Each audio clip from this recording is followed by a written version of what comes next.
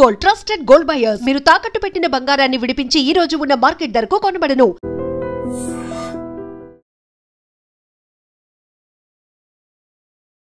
ఇజ్రాయెల్లో నేర్చుకోండి, వాళ్ళ మీద దాడి చేసిన వాళ్ళని సేమ్ సర్కమ్స్టాన్సెస్, మ్యూజిక్ కాన్సర్ట్ నడుస్తున్నప్పుడు వచ్చి దాడి చేశారు, దాన్ని చాలామంది చంపేశారు. దాని తర్వాత కిబుట్స్కి వెళ్ళి అక్కడ చంపారు. దాని తర్వాత ఉన్న చాలామంది కిడ్నాప్ చేసి తీసుకెళ్లారు. కానీ ఇజ్రాయెల్ ఎట్లా కొట్టారు చూడండి, తిప్పి కొట్టారు. They destroyed everybody including the leadership. అది చాలా ఇంపార్టెంట్. భారతదేశం చేయాల్సింది అది. కింద తట్లో ఉన్న వాళ్ళని, టెర్రరిస్ట్ని చంపడం, వాళ్ళని చంపేస్తే ఓకే, అది చాలా ఈజీ. అంటే ఇప్పుడు భారతదేశం ఎవరిని టార్గెట్ చేయాలంటారు సార్ మీరు? Leadership of Lashkar e Taiba, Jaish e Mohammed and other friends. అంటే పాకిస్తానీ మిలిటరీ ఫ్రంట్స్ ని భారతదేశం టార్గెట్ చేయాలి is your question? No, don't target the Pakistani military front. They're two different things. ISI is what is controlling these people. Right. ISI is a part of the establishment, not army. So మనం target చేయాల్సిన ISI మీద కూడా target చేయక్కర్లేదు. వీళ్ళు లీడర్స్ని కొడితే sir. మనం చూస్తున్న పాకిస్తాన్లో మీరు వినుంటారు, లాస్ట్ 1 year అన్నోన్ మెన్ వచ్చి ఎవరినో చంపేశాడు, షాప్లో కొట్టేశాడు, మస్జిద్లో కొట్టేశాడు. అక్కడ the resistant front from Pakistan is trying to establish the same thing కదా sir, unknown men, local military people, local terrorists. Exactly. This resistance front అనేది they were banned about 10 years ago also. వీళ్ళు ఇట్లనే ఒక దాడి అప్పుడు చేశారు, మనం మర్చిపోయాం దాన్ని. అదే సార్, పాకిస్తాన్ ఈ రెసిస్టెంట్ ఫ్రంట్ పేరు చెప్పే డైవర్ట్ చేస్తుందా అన్నది నా point. Lashkar e Taiba's subsidiary is this resistance. is correct, the resistant front. So resistance front కొట్టడం కాదు, అక్కడ కూర్చున్న వాళ్ళ టెర్రరిస్ట్ లీడర్స్ని కొట్టాలి మనం. దానికోసం వాళ్ళని దాచిపెట్టారు. ఇప్పుడు దావూద్ ఇబ్రాహిం చేశారు, బాంబేలో చేశారు కదా. ఎక్కడున్నాడు దావూద్? ఇప్పుడు ఉన్నాడు కూడా తెలియదు కదా. పాకిస్తానే వాళ్ళకి హైడింగ్ ప్లేస్ ఇచ్చారు వాళ్ళకి. దుబాయ్కి తిరుగుతుండే అప్పుడు ఆ టైం కూడా, అది కూడా లేదు ఇప్పుడు. సో మనకు ఫిలాసఫీ, మనం ఎట్లా ఉండాలి, సర్వైవల్గా ఉండాలి. ఒక పిల్లిని తీసుకొని మీకు రూమ్లో వేసి పిల్లిని మీరు కొట్టడానికి ట్రై చేయండి, ఎంత చిన్న పిల్లి అయినా కొంచెం మీరు దగ్గర వెళ్ళగానే మళ్ళీ because they have to survive. అది సర్వైవల్ ఇన్స్టింక్ట్ అంటారు మన ఇంగ్లీష్లో. అది భారతదేశంలో సర్వైవల్ ఇన్స్టింక్ట్ లేదు. We taking our democracy for granted. ఇజ్రాయెల్లో చూడండి, every adult male or female has to serve in the army for 3 years minimum. ఒక డిసిప్లిన్ వచ్చేస్తుంది మీకు. అది కూడా ఒక దాడి జరిగితే ఏం చేయాలని మీకు తెలిసిపోతుంది. కానీ సార్ ఒక చిన్న లాజిక్ ఇక్కడ, India is a populated country of more than 140 crores, 100+ crores, 150 crores దగ్గరగా మనం ఉంటున్న ఈ నేపథ్యంలో భారతదేశంలో మనకి ఇంత జనాభా ఉంచుకొని, ఇంత మ్యాన్ పవర్, ఇంత వార్ఫేర్, ఇంతమందిని ఉంచుకొని we're still going with democracy. Pakistan when compared with Indian population చాలా తక్కువ ఉంటుంది. ఈ నేపథ్యంలో పాకిస్తాన్కి ఏం చూసుకొని ఆ ధైర్యం సార్? ఐఎమ్ టెలింగ్ అగైన్, టెర్రరిజంకి ధైర్యం అక్కర్లేదు. అంటే వెనకాల, పాకిస్తాన్ వెనకాల ఎవరుండి సపోర్ట్ చేస్తున్నారు? The whole world wants to know this. Pakistan it self is doing it. వాళ్ళకి ముందు US సపోర్ట్ ఉండే. 71 వార్లో మీకు గుర్తుంటుంది, ఇందిరాగాంధీ టైంలో when we are fighting the Bangladeshi and east Pakistan that time, US వాళ్ళకి సపోర్ట్ చేశారు. 7th Fleet పంపించారు, including an aircraft carrier to the bay of Bengal. కానీ దానికన్నా ముందు Russians దూరిపోయారు, submarines తీసుకొచ్చేసారు. So that war ended there. Bangladesh became independent. మీరు అడిగిన ప్రశ్నకి పాకిస్తాన్ వెంట ఎవరైనా ఉన్నారంటే లేదు. వాళ్ళ entire philosophy of the 2 nation theory, మొన్న వాళ్ళ ఆర్మీ చీఫ్ ఒక టాక్ ఇచ్చారు, మీరు చూసుంటారు వీడియో. 100% సార్, అది జరిగిన 2 నెలలకే ఇంత పెద్ద దాడి జరిగింది. ఎందుకు? ద 2 nation థియరీ అనేది అంబేద్కర్ గారు చాలా క్లియర్గా చెప్పారు, తప్పెక్కడ జరిగింది అనేది. Why we're facing all this now. In his book, if you go back and read Ambedkar's book, he has said 2 nation theory ఎందుకు పెట్టాం. పాకిస్తాన్ అన్నారు మాకొక, అంటే పాకిస్తాన్ అని కాదు, Muslim said we want a nation, so we gave them a nation. మీరు వెళ్ళండి రా బాబు, అక్కడ ఉండండి అని చెప్పేసి. కానీ వెళ్ళారా? వెళ్ళలేదు. ఇక్కడ ఉండిపోయారు 40% population. Ambedkar said that is the mistake we made. Total transfer of population జరగలేదు. అప్పుడు ఏమైపోయిందంటే కొంతమంది ఇక్కడ ఉండిపోయిన వాళ్ళు now they are grown up in stature and suddenly CA agitation, Waqf bill agitation, ఇట్లాంటి అజిటేషన్ తీసుకొస్తున్నారు. ఎప్పుడైనా హిందువులు రోడ్డు మీద దిగి మీరు ధర్నాలు చూసారా హిందువులు చేయడం? లేదు. గుడి పోయింది, మాది గుడి స్థలం కొట్టేసాడు అని చెప్పేసి చేయరు. డ్రాయింగ్ రూమ్లో కూర్చొని డిబేట్ చేస్తున్నాం, వాడి గురించి వీరి గురించి, మోదీ గారిని తిడతారు, వాడిని తిడతారు, వీడిని తిడతారు. కానీ రోడ్ మీద వెళ్ళి ఒక ధర్నా చేయను రా నాయన అంటే నేను చేయను. వెరాజ్ the Islamic community they will get on to the road. మీరు చూసుంటారు మన ముర్షిదాబాద్లో జరిగిన వైలెన్స్, ఢిల్లీలో జరిగిన జమాయిమా ఇస్లామీ అక్కడ జరిగిన వైలెన్స్, షహీన్ బాగ్లో జరిగిన అలర్ట్లు అని చూసాం మనం. సో వాళ్ళ ఫిలాసఫీ ఏంటంటే డామినెన్స్. చిన్నగా ఉన్నా కానీ డామినేట్ చేయడానికి ట్రై చేస్తారు వాళ్ళు. సార్ చార్లెస్ ది థియరీ ఒకటి ఉంటుంది, థియరీ ఆఫ్ ఎవల్యూషన్. అందులో ఫిట్టెస్ట్ ఆఫ్ ది సర్వైవల్ మాత్రమే బతుకుతాడు. ఇప్పుడు ఇండియా అండ్ పాకిస్తాన్ మధ్య చూసుకుంటే మీరు చెప్పిన దాని ప్రకారం Pakistan always has that dominance, Pakistan always has that courage, Islam people always fearful గా ఉంటారు. అంటే ఇంక ఎప్పటికీ వాళ్ళే గెలుస్తూ వెళ్తారా? మనం ఇట్లాగా గివ్ అప్ చేసుకుంటూనే వెళ్ళాలా? వాళ్ళు గెలవలేదు కదా, 71 వారు గెలిచారా? ఏం ప్రయోజనం సార్? 28 మంది మనం కోల్పోయాం కదా ఇవాళ రోజున. That is where I'm coming to. That is exactly the point. Numbers is not important. ఎందుకంటే ఇప్పుడు అంతా జనాభా 140 కోట్లు అంటారు, కానీ పోయిన వాళ్ళ ఫ్యామిలీ వాళ్ళకి ఇంపాక్ట్ ఉంటుంది. ఎంత important sir. Correct. So what you need to do is very simple. మనం ఈ ఇంటర్నేషనల్ వాళ్ళు ఏమంటారో, యుఎస్ ఏమంటారో, యూకే ఏమంటారో, యూరోప్ వాళ్ళు ఏమంటారో, సౌదీ అరేబియాలో ఉన్నప్పుడు చేస్తారు కదా ఇది attack wantedly. JD Vance is in India. Last time Clinton వచ్చినప్పుడు exactly that is my point sir. Clinton వచ్చినప్పుడు అటాక్ జరిగింది, జేడీ వాన్స్ వచ్చినప్పుడు ఇప్పుడు అటాక్ జరిగింది. కరెక్ట్. పబ్లిసిటీ. టెర్రరిస్ట్కి ఏం కావాలి? పబ్లిసిటీ. 26/11 జరిగినప్పుడు మనం లైవ్ టెలికాస్ట్ ఇచ్చాం వాళ్ళకి, Barkha Dutt and company. They want publicity. టెర్రరిస్ట్కి ఏంటంటే ఒక టెర్రర్ అటాక్ జరిగింది అనుకోండి, నిన్న పెహల్గాం జరిగిన అటాక్ అనుకోండి, ఒక్క న్యూస్ లేకుండా మీరు బయట పంపించకపోతే, ఎవరికి తెలియకపోతే ఏం చేస్తారు టెర్రరిస్ట్? అండ్ అది జరిగింది నిన్న అయితే ఈ రోజు వరకు బయటికి రాలేదు. అండ్ అంత ఆ అటాక్ చిన్న అటాక్ లాగా వదిలేశారు. రాను అది చాలా గంటల తర్వాత అది బయటికి రావడం కానీ, unfortunately chief minister of Kashmir issue respond అవ్వలేదు. Chief minister sitting in Delhi. Exactly. అదే ఒక్క నక్సలైట్ ఒక్క టెర్రరిస్ట్ ని కూడా ఇప్పటిదాకా అరెస్ట్ చేసిన బాపతి కూడా లేదు కదా సార్. అండ్ అదే కాకుండా ఇవాళ పుల్వామాలో జరిగిన అటాక్ మీకు గుర్తుంటుంది. అవును, that was one of the most dastardly attack. కానీ అది సెక్యూరిటీ ఫోర్సెస్ మీద జరిగింది. అవును, దానికి ముందు ఉరీలో జరిగింది, మీకు గుర్తుంటుంది. Correct sir. ఈ 2 అటాక్కి మనం జవాబు ఇచ్చాం, సాలిడ్ జవాబు ఇచ్చాం మనం. That came out in the movies, not in the real life. అవును. ఇప్పుడు నార్మల్ పీపుల్ చనిపోయారు కదా, సివిలియన్స్ చనిపోయారు కదా, దీనికి నార్మల్గా వెళ్ళి వదిలేస్తారు, మళ్ళీ దీనికి అటాక్ ఇచ్చే ఆలోచన మనం ఎప్పుడంటే ఆల్ఫ్రెడ్ హిచ్కాక్ ఎప్పుడు చెప్తుండే, ఒక థియేటర్లో నేను బాంబు పెడతానంటే సస్పెన్స్ కాదు, ఒక థియేటర్లో బాంబు ఉంది ఎప్పుడు వెళ్తుందని చెప్పి సస్పెన్స్. ఈ was master of suspense Alfred Hitchcock. ఇది కూడా అంతే. మనం ఇప్పుడు వెళ్తే నిన్న రాత్రి I put it on my Facebook, there was 2 AWACS going up and down. AWACS అంటే ఇది their early warning system planes. భారతదేశం ఏదైనా ఎయిర్క్రాఫ్ట్ టేక్ ఆఫ్ చేస్తుందా లేదని చూడడానికి. మనం అట్లా కాదు చేసేది. We should hit them when they least expect us to hit them. And వాళ్ళు ఎప్పుడు ఆలోచించకూడదు. Exactly. That is what we need to do. మనం ఇప్పుడు వెళ్ళి కొట్టడం కాదు. ఇప్పుడు మన రోడ్ మీద చూస్తాం చూడండి, ఇద్దరు కొట్టుకుని ఉంటారు, యాక్సిడెంట్ అయించిందా, ఇద్దరు కొట్టుకుంటారు, ఏం ఫైదా? So we should do our own planning, our own thing, and the entire world will support you, but don't go and bomb Pakistan just like that. మనం బాంబ్ చేయాల్సింది ద ఫిగర్ హెడ్. ఎవరెవరు ఇది figure head ఉన్నారో, హైడ్రా ఇక్కడ ఉందో హైడ్రాని కొట్టాలి. అలా ఆలోచించి ఉండడం వల్లే ఈ అటాక్స్ అన్ని జరుగుతున్నాయి. అది మన ఫిలాసఫీ. అది మనకు మహాత్మా గాంధీ గారు ఎప్పుడో చెప్పారంట, ఒక చంప మీద కొడితే ఇంకో చంప చూపామన్నట. ఇప్పుడు అట్లా కాదు, నా చంప మీద కొడితే 10 సార్లు కొడతాను నేను. ఆ ఫిలాసఫీ ఇప్పుడు ఉంది. ఘర్మే గుస్కే మారేంగే అని మోదీ గారు చెప్పారు. అప్పుడు ఇంకా కొట్టడం ఉందా సార్? చంపేస్తున్నారు కదా. చంపేయడం అంటే ఇట్స్ వెరీ ఈజీ. ఇంత పెద్ద దేశంలో పుల్వామా లాంటి ప్లేస్లో జరిగినప్పుడు మనకు తెలుసు RDX యూజ్ చేశారు. పెహల్గాంలో ఏం చేశారు వాళ్ళు? ఆ area is a very touristy place అని చెప్పచ్చు. మనం 2000-3000 మంది ఉన్నారు. మీరు సెక్యూరిటీ ఫోర్స్ పెట్టినా కానీ వాడు ఒక దూరిపోయి వాడు ఇవన్నీ టెర్రరిస్ట్ వస్తున్నప్పుడు వాడు చనిపోవడానికి రెడీగా వస్తాడు. Is ready to die. Suicide bombers చూసుంటారు మీరు. కసబ్ వాళ్ళని ఇండియాకి పంపించినప్పుడు they were ready to die. వాళ్ళు తెలుసు రిటర్న్ వెళ్ళే రూట్ లేదని చెప్పి వాళ్ళని బ్రెయిన్ వాష్ చేసి, ఇస్లాం థ్రెట్లో ఉంది, వీళ్ళు హిందువులు వచ్చి మొత్తం ఇస్లాంని ధ్వంసం చేస్తున్నారు, నువ్వు చేయాల్సిందే ఇదే పట్టుకో, నీకు ₹1 ఇస్తున్నాను, మీ ఫ్యామిలీని మేము చూసుకుంటా అంటే that fellow will get in to that mood. This is what Israel also faced, suicide bombers. వాళ్ళని తట్టుకోలేము మనం. ఆఫ్ఘనిస్తాన్లో చూసాం మనం. So the problem is to do with the religion. మీరు కాఫీర్లు చెప్పే వాళ్ళు కాఫీర్లు చంపాలని చెప్తున్నారు. మీరు చూసారు, మీరే చెప్పారు ఇప్పుడు. నిజంగా రిలీజియన్ ని ప్రేమించే వాడికి అర్థమైతే చెప్తాం సార్. ఇట్లాంటి మతోన్మాదం చేసే వాళ్ళకి మీ రిలీజియన్ లో ఇది రాసి లేదురా అన్న వాడికి అర్థం కావట్లేదు కదా. 370 తీసినప్పుడు మీకు అందరు గుర్తుంటుంది.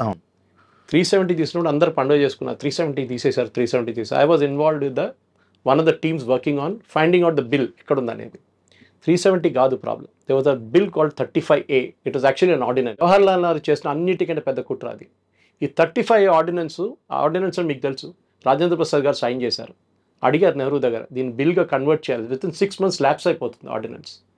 ఆ ల్యాప్స్ అయిన ఆర్డినెన్స్ పెట్టుకొని ఇప్పుడు దాకా మొన్నదాకా నడిపించారు. దాంట్లో one of the most crucial scenes as a lady I'm telling you, ఒక అమ్మాయి, కాశ్మీరీ అమ్మాయి ఒక ఇండియన్ సిటిజన్ని పెళ్లి చేసుకుంటే she will lose all our property, వాళ్ళ ఫాదర్ సైడ్ నుంచి, మదర్ సైడ్ నుంచి. బట్ అదే అమ్మాయి పాకిస్తాన్ నుంచి ఒకటి పెళ్లి చేసుకుంటే she will retain all the property. ఇది 35A ఉన్నది. ఇంకో చాలా ఉన్నాయి దాంట్లో అట్లాంటిది. మీ ప్రాపర్టీ కొనలేరు మీరు అక్కడ. As an Indian you cannot by property. మొన్న కూడా ఈ అటాక్ జరిగిన దానికన్నా ముందు January 9th అనుకుంటాను, దేవద రౌఫ్ అని చెప్పి ఒక మినిస్టర్ ఉన్నారు క్యాబినెట్లో, Omar Abdullah cabinet. He made a statement, ఈ టూరిస్టులు వచ్చి మా కల్చర్ని మొత్తం మార్చేస్తున్నారని. అంటే వాళ్ళకి ఏంటంటే బుర్కా వేసుకొని నడవాలి, అక్కడేమో అమ్మాయిలు పాసిబిలీ షార్ట్స్ వేసుకొని టీషర్ట్స్ వేసుకొని తిరుగుతున్నారేమో లాల్ చౌక్లో అక్కడ ఇక్కడ ఫెయిల్గామ్ లాంటి ప్లేసెస్. వీళ్ళు మార్చేస్తున్నారు, మా కల్చర్ని మార్చేస్తున్నారని చెప్పి. వాళ్ళకి భయం అంటే వాళ్ళ అమ్మాయిలు కూడా దాన్ని రేపు రిప్లికేట్ చేస్తారని భయం వాళ్ళకి. ఇప్పుడు దాకా ఇంట్లో దాచిపెట్టుకున్నారు వాళ్ళు. That statement has lot to do with ఈ టెర్రరిస్ట్ అటాక్ అని. సెకండ్ థింగ్ మీరు మర్చిపోకూడదు, ఇదే లాజిక్ని మనం ఎక్స్టెండ్ చేస్తే మీరు అక్కడ రాషిద్ అలీ ఇంజనీర్ అని ఒక ఎంపీ ఉన్నారు, మీకు గుర్తుంటుంది, బారాముల్లా నుంచి. Is an accused in the terror case and జైల్లో ఉన్నారు. ఇప్పుడు బెయిల్ ఇచ్చారు మొన్న సుప్రీంకోర్టు. ఈ మనిషిని ఎలెక్ట్ చేశారండి, బారాముల్లా సిటిజన్స్ ఎలెక్ట్ చేశారు. అంటే అక్కడ ఉన్న లోకల్స్ కూడా సపోర్ట్ చేస్తున్నారు టెర్రరిజం. అమృత్పాల్ సింగ్ని పంజాబ్లో చేసినట్లనే they knew he's a terrorist, కానీ ఎలెక్ట్ చేశారు అది. సో మీరు టెర్రరిస్ట్ని సపరేట్గా పెట్టలేరు, పాపులేషన్ కూడా ఉంది. ఇప్పుడు లోకల్ సపోర్ట్ లేకుండా ఈ అటాక్ జరగదు. దీనికన్నా ముందు కూడా ఎన్నో అటాక్లు జరిగాయి. ఇండియన్ మిలిటరీ డ్రెస్ వేసుకొని టెర్రరిస్ట్ అటాక్ చేశారంటే అంతకన్నా హాస్యాస్పదంగా ఎక్కడన్నా మా దగ్గర లాల్ బజార్ ఉంది ట్రిమల్గిరి దగ్గర. నేను అల్వాల్ ఉంటాను, నేను ట్రిమల్గిరి దగ్గర లాల్ బజార్ ఉంది. There get everything from a pin to an elephant అంటారు. అది ఆర్మీ ఏరియా, ఎప్పటి నుంచో బ్రిటిష్ టైం నుంచి ఉన్న మార్కెట్ అది. ఆ మార్కెట్లో వెళ్తే మీకు క్యామోఫ్లాజ్ యూనిఫామ్ దొరుకుతుంది. కానీ మొన్న మన ఒక 5-6 years ముందు ఈ అటాక్ జమ్మూ కాశ్మీర్లో జరిగిన తర్వాత బ్యాన్ చేసి పడేశారు, ఎవరికి ఇవ్వరు యూనిఫామ్ అని చెప్పి. క్యామోఫ్లాజ్ యూనిఫామ్ ఎందుకు sir? Why are we Indians or why is Indian policy so accessible to everybody sir? That is a good question. Suppose I start attacking like Israel, ఇదే మనుషులు సుప్రీంకోర్టుకి వెళ్తారు రేపు. Human rights violation sir. Exactly అదండి sir. వాడు అక్కడ తిరిగి, నేను చెప్తాను మీకు ఎగ్జాంపుల్ ఇస్తాను.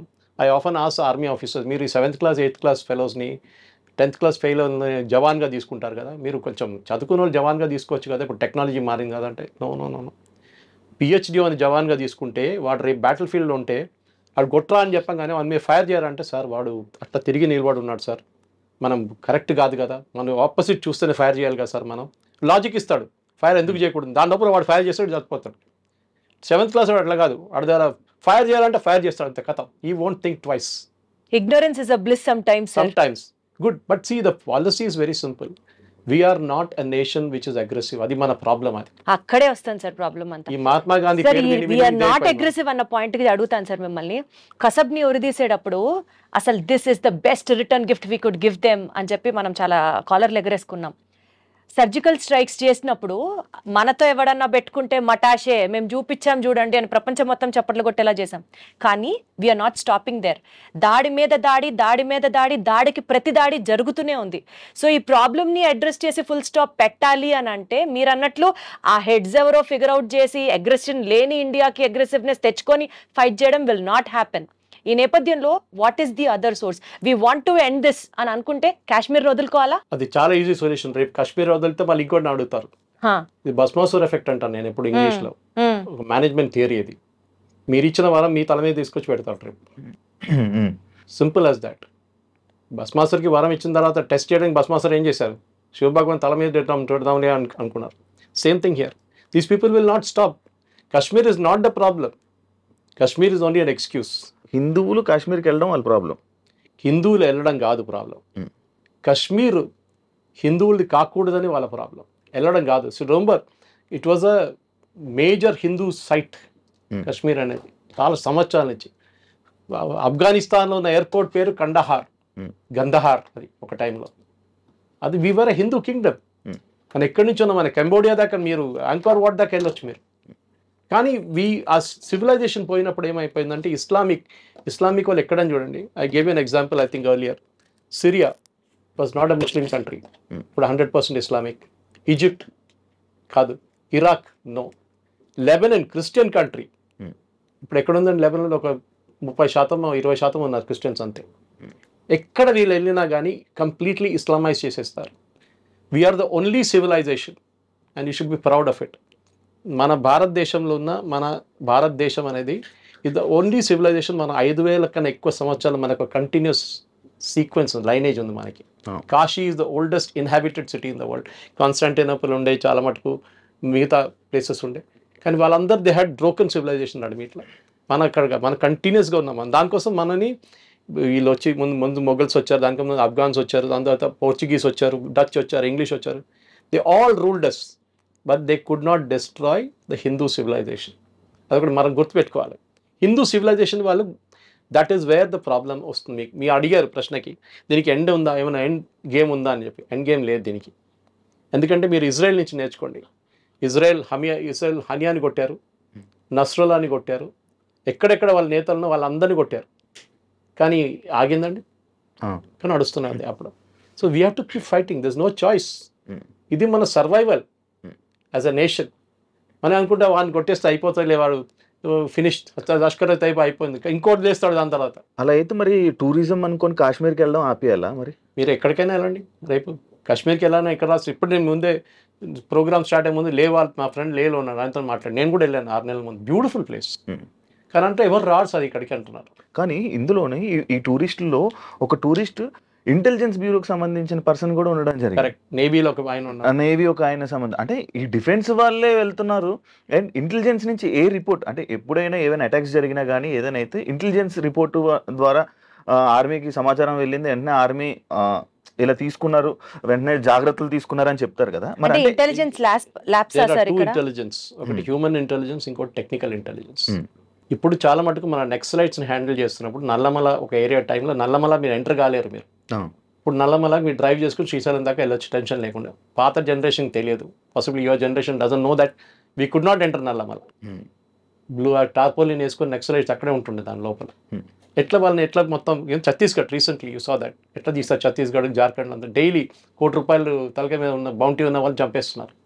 Human intelligence is very important. దానికోసం ఆర్మీ దగ్గర ఒక బడ్జెట్ ఉంటుంది. ఎప్పుడు ఆర్మీ అని కాదు, ఏ సెక్యూరిటీ ఫోర్స్ దానికి ఆడిట్ ఉండదు. తీసుకురా బాబు 10 కోట్లు అని చెప్పి ఇచ్చేస్తారు. ఆ 10 కోట్లు వీళ్ళు ఇన్ఫార్మర్స్ని పెట్టుకుంటారు, డబ్బులు ఇస్తారు, 25 లక్షలు ఇచ్చి, అరే టెర్రరిస్ట్ వచ్చాడో చెప్పు మాకు అని చెప్పేసి. That is one way of knowing it. Second is technical intelligence. మీరు టెలిఫోన్ ఇంటర్సెప్ట్స్ ఉండొచ్చు, హ్యూమన్ ఇంటర్సెప్ట్స్ ఉండొచ్చు, మీరు అల్ట్రా ఫ్రీక్వెన్సీ పెట్టి ట్రేస్ చేయొచ్చు మనుషుల్ని, ఎస్పెషల్లీ బార్డర్ ఏరియాస్లో. ఈ ప్లేస్లో మీరు చెప్పిన క్వశ్చన్కి నాకు 2-3 ఛానల్స్ వాళ్ళు అడిగారు ఇదే ప్రశ్న. So I'm just repeating it. A intelligence వాడు స్పెసిఫిక్గా చెప్పారు మీకు, జనరల్గా చెప్తారు. వర్షం పడుతుందా రిపోర్ట్ అంటూ మన వెదర్ రిపోర్ట్ పడుతుంది, పడితే లేకుండా పడదు అన్నట్టు. అదే సంగతి ఇది కూడా. అటాక్ జరుగుతుందని కాదు, వేర్ విల్ ఇట్ హ్యాపెన్ అని చెప్పే ఆ ప్రసక్తి మన వాళ్ళ దగ్గర లేరు ఇప్పుడు. Very few. Should we develop on that sir? It's technical intelligence is only way, and human intelligence. ఇప్పుడు ఇజ్రాయలీస్ చూడండి, వాళ్ళు హనియా ఎట్లా దొరికారు వాళ్ళకి, is the most secretive guy. Or Nasrallah ఏ బిల్డింగ్లో కూర్చొని 4 ఫ్లోర్ బేస్మెంట్ కింద ఉన్న మనిషిని కొట్టారు. వాళ్ళు ఎట్లా కొట్టారు? ఎవరో వాళ్ళ గ్రూప్లో ఎవరో ఒకరు ఉన్నారు who passed on the information. ఇది చాలా ఇంపార్టెంట్. ఇది టైం పడుతుంది అండి, అంత ఈజీ కాదు హ్యూమన్ ఇంటెలిజెన్స్ డెవలప్ చేయడానికి. ఎందుకంటే ఒకటి, ఆ ఇస్తున్న ఇంటెలిజెన్స్ కరెక్టో లేదో మనకు తెలియదు. మనం 30 మంది సోల్జర్స్ని పంపిస్తాం, సడన్లీ వాళ్ళ మీద దాడి జరగవచ్చు. సార్, ఒక మోస్ట్ పీక్ టైంలో టూరిజం పీక్ లో ఉన్న ఒక ప్లేస్ లో, మినీ స్విట్జర్లాండ్ గా పేరొందిన ఆ ప్లేస్ లో అసలు సెక్యూరిటీయే లేకపోవడం ఏంటి సార్? Good question. అండ్ అదే కాకుండా ఇక్కడ డైరెక్ట్ గా వెహికల్స్ ట్రాన్స్పోర్ట్ కూడా కొంచెం ఇది లేదు, గుర్రాల మీద లేకపోతే ఇలా ట్రెక్కింగ్ చేస్తూ ఉండాలి. అంటే అలాంటి ప్లేసుల్లోని ఇప్పుడు నార్మల్గా మనం ఏదైనా ఒక ఫారెస్ట్ ఏరియాలో కానీ అటు సైడ్ ఇప్పుడు మనం ఏదైతే మనం అనుకుంటున్నామో బట్ గ్రేహౌండ్స్ డిపార్ట్మెంట్ అని చెప్పి మన స్టేట్కి సంబంధించి పెడుతూ ఉంటారు. లైక్ ఇలా రాకూడదు, కొంచెం వాళ్ళందరినీ సెక్యూరిటీగా మన టూరిస్టులకి, మన భక్తులకి, వీళ్ళందరికీ పెడుతూ ఉంటారు. కానీ అలాగే అంత బార్డర్లోనే అది కొంచెం డేంజరస్ ఏరియా, కొంచెం ఇది ఏరియా కదా, మినిమం సెక్యూరిటీ ఉండాలి కదా. అసలు సెక్యూరిటీ లేకపోవడం ఏంటి సార్? మనకు తెలియదు వాట్ హ్యాపెండ్. దట్ ఈస్ మనం వెయిట్ చేద్దాం, ఇంకో వారం వెయిట్ చేద్దాం. వారం కూడా అక్కర్లేదు, 3-4 రోజులు తెలిసిపోతుంది ఏం జరిగింది అనేది. సెక్యూరిటీ వాళ్ళు ఉన్నారా లేకుండా. ఎందుకంటే ఈ ప్లేస్ పెహల్గాం కాదు, ఇది పెహల్గాం నుంచి కొంచెం దూరం ఉంది, 9 కిలోమీటర్ దూరం ఉంది, చనదర్ ఏరియా. బహుశా పెహల్గాంలో ఉండొచ్చు సెక్యూరిటీ ఫోర్సెస్. కానీ ఇదైపోతుందంటే మీరు ఆ ప్లేస్కి వెళ్తే ఈ టూరిస్ట్ వాళ్ళు ఏం చేస్తారంటే, హోటల్ వాళ్ళు ఒక టెంట్ వేసుకొని, నిన్ను కూడా చూసుంటారు, మీరు టెంట్ వేసి 50 చైర్లు వేసేసి వాళ్ళందరినీ కూర్చోబెట్టి వాళ్ళకి మ్యాగీ ఇప్పిస్తారు. అక్కడికి వెళ్తే మీకు మ్యాగీ దొరుకుతుంది, అక్కడ మ్యాగీ టీ ఇచ్చేసి మిమ్మల్ని చూసుకొని మీరు కొంచెం తిరుగుతారు, గేమ్లు ఆడుకుంటారు, అంతే. దాని తర్వాత దిగేసి కిందకి వచ్చేస్తారు. సో పాసిబ్లీ పెహల్గాంలో ఉండేమో సెక్యూరిటీ ఉంటుంది 100%. ఈ స్పాట్లో ఈ మూవింగ్ క్రౌడ్ ఇది. ఈ పొద్దున మీరు వెళ్తే టెంట్ ఉండదు, సాయంత్రం కానీ టెంట్ పడుతుంది అక్కడ. సో అది చేంజ్ ఆఫ్ స్ట్రాటజీ ఉండాలన్నా నెక్స్ట్ టైం నుంచి హోటల్ వాళ్ళని ఇన్ఫార్మ్ చేయమని చెప్పాలన్నా అది కూడా ఉండొచ్చు. మీరు చెప్పిన ప్రశ్నకి హోటల్ వాళ్ళు టిప్ చేసి ఉంటారా that is also another question. ఇట్లాంటి మీరు ఐడి కార్డ్ ఇచ్చినప్పుడు టెర్రరిస్ట్లకి ఇన్ఫర్మేషన్ వెళ్తుంది కానీ ఇంటెలిజెన్స్ డిపార్ట్మెంట్ కి మాత్రం ఇన్ఫర్మేషన్ రాదా sir? That is what I'm saying. మీరు నేను ఇప్పుడు కూడా తెలంగాణ ఆంధ్ర యాంటీ నక్సలైట్స్ కాలనీ మెచ్చుకుంటాను. ఇక్కడ స్పెషల్ బ్రాంచ్ ఇక్కడ దే ద బెస్ట్, డౌట్ లేదు దాంట్లో. మొత్తం నక్సలిజం వైప్అవుట్ చేసేసారు. ఇప్పుడు Chhattisgarh and Jharkhand are doing a very good job. Maharashtra కూడా గద్రిచోలి వైపు. So point is human intelligence అనేది ఒక కోఆర్డినేట్స్తో మ్యాచ్ చేసుకోవాల్సి వస్తుంది. సపోజ్ ఎగ్జాంపుల్ ఇస్తాను, టెర్రరిస్ట్ వస్తున్నాడని మీకు ఒక ఇన్ఫర్మేషన్ వస్తుంది, 5 మంది వస్తున్నారు, వాళ్ళు ఈ ఇంట్లోకి వస్తున్నారంటే how do you match it? మీరు ఒకసారి అక్కడ వెళ్ళినప్పుడు ఎవరు ఉండరు, మీ మీద దాడి చేస్తారు, మీ సోల్జర్స్ చనిపోతారు. అప్పుడే who is responsible? Commanding officer మీద వచ్చి పడుతుంది. నీకేం బుద్ధి లేదా, నువ్వు అట్లా పంపిస్తావు మనుషులని చెప్పి. సో ఇట్ ఈస్, మీరు ఆ పొజిషన్లో ఉన్నప్పుడు మీకు అర్థమవుతుంది. Some time it is a fraction of a second decision making అన్నమాట. ఇంటెలిజెన్స్ వచ్చిందా, ఆన్ ద గ్రౌండ్ ఇంటెలిజెన్స్ వచ్చిందా లేదు. డ్రోన్ ఇప్పుడు మన డ్రోన్ చాలా మటుకు యూజ్ చేస్తాం. నిన్న అటాక్ కూడా తర్వాత డ్రోన్ యూజ్ చేస్తాం రాత్రి అంతా. కానీ వీళ్ళు ఏం చేస్తారు, సివిలియన్ క్లోత్స్లో మారిపోతారు. మీరు గుర్తుపడతారా ఇంకో సివిలియన్కి? ఈయనకి గుర్తుపట్టలేరు. తుపాకీ లేదు, ఏం లేదు చేతులు, ఈజ్ వాకింగ్ అరౌండ్. ఏదో లైన్ ఇవాళ డ్రాయింగ్స్ అని చేశారు, పోర్ట్రేట్ స్కెచ్ అని చేశారని చెప్తున్నారు. కానీ వీళ్ళు దొరుకుతారు, వీళ్ళు చంపేస్తే వీళ్ళు చనిపోతారు, నో ప్రాబ్లం. ఇంకా 10 మంది లేస్తారు ఇట్లా. బుర్హాన్ వానీ కేసు మీకు తెలుసు, కిత్నే బుర్హాన్ గయో కిత్నే బుర్హాన్ ఆయే, అదే జరుగుతుంది కదా. సో ఇది కాన్స్టెంట్ సప్లై ఆఫ్ పీపుల్. గాజాలో మీరు చూశారు ఎంతోమంది టెర్రరిస్ట్ని చంపారు, మళ్ళీ కొత్త కొత్త వాళ్ళు వస్తున్నారు బయటికి. In that religion is like that. Fanaticism అంటారు దాన్ని ఇంగ్లీష్లో. Correct sir. ఎందుకంటే మిమ్మల్ని బ్రెయిన్ వాష్ చేసేసారు. That your religion is and me religion under threat అండి. మీ రిలీజన్ ఉండకపోతే మీది అది ఉండదు, మీది ఉండదు, హిందువులు వస్తున్నారు చేస్తున్నారు. మనం అది సిఏ అజిటేషన్ టైంలో చూసాం మనం. సిఏ టైంలో ఇంత పెద్ద అజిటేషన్ చేశారు వీళ్ళు. ఏంటి, ఐ మీన్ ఒక మనిషికి సిటిజన్షిప్ ఇవ్వడం అనేది గవర్నమెంట్ ఆఫ్ ఇండియా ప్రోరగేటివ్. ముస్లిమ్స్ని పాకిస్తాన్ పంపిస్తారు, ఎవరన్నారండి? ఈ నెరేటివ్ బిల్డింగ్లోనే బహుశా మీరు చెప్పిన ప్రశ్నకి BJP has lost it or the government has lost it. Narrative బిల్డింగ్లో నేను ఎప్పుడు చెప్తాను, నెరేటివ్ బిల్డ్ చేయడం చాలా ఇంపార్టెంట్. ఇజ్రాయెల్ చూడండి, Israel always loses on narrative. ఒక బాంబ్ వేయంగానే టెర్రరిస్ట్ మీద పడుతుంది కానీ 50 మంది పిల్లలు చనిపోయాయని చెప్పి హమాస్ వాళ్ళు పుకారు లేపుతారు. సింపతి అప్పుడు అక్కడికి వెళ్ళిపోతుంది. ఇలాంటి అటాక్స్ వల్ల లైక్ ది రిలీజియన్ అటాక్స్ అని అనుకోవచ్చు. ఇలాంటి వాటి వల్ల నార్మల్ ముస్లిమ్స్కి ఇక్కడ హిందువులకి విభేదాలు వచ్చే అవకాశాలు ఎక్కువ ఉంటాయి కదా? ఉంటాయి, డెఫినెట్గా ఉంటుంది. నేను చెప్తాను మీకు, సిఏ అజిటేషన్ జరిగినప్పుడు కేరళలో మా ఊర్లో, మా విలేజ్ నుంచి 4 కిలోమీటర్ దూరంలో ఒక సూపర్ మార్కెట్ ఓపెన్ చేశారు ఆర్ఎస్ఎస్ వాళ్ళు. ఏం జరిగిందంటే అక్కడున్న హిందూ పిల్లల్ని, వర్క్ చేస్తున్న ఎంప్లాయీస్ని పంపించేశారు ముస్లిం ట్రేడర్స్ వాళ్ళ సూపర్ మార్కెట్ నుంచి. వీళ్ళేం చేశారు, సరే నువ్వు పంపిస్తావు కదా, మేము సూపర్ మార్కెట్ పెట్టుకుంటే వీళ్ళు పెట్టుకున్నారు. మీరు అడిగిన దానికి కూడా ఉంది, బాయ్కాటింగ్ ఆఫ్ షాప్స్ అన్నారు. అది ఈవెన్ వెస్ట్ బెంగాల్లో జరిగింది, మనం చూసాం దీనికన్నా ముందు. కావాలని చెప్పి వీళ్ళ దగ్గర ఏం కొనుక్కోకూడదు మీరు అంటారు. అది ఒక వారం నడుస్తుంది, 10 రోజులు నడుస్తుంది, దాని తర్వాత మర్చిపోతాడు. పొద్దున ఏమైనా కావాలంటే వెళ్ళి ఒకటి పాలు కొనుక్కుంటాడు, పాల ప్యాకెట్.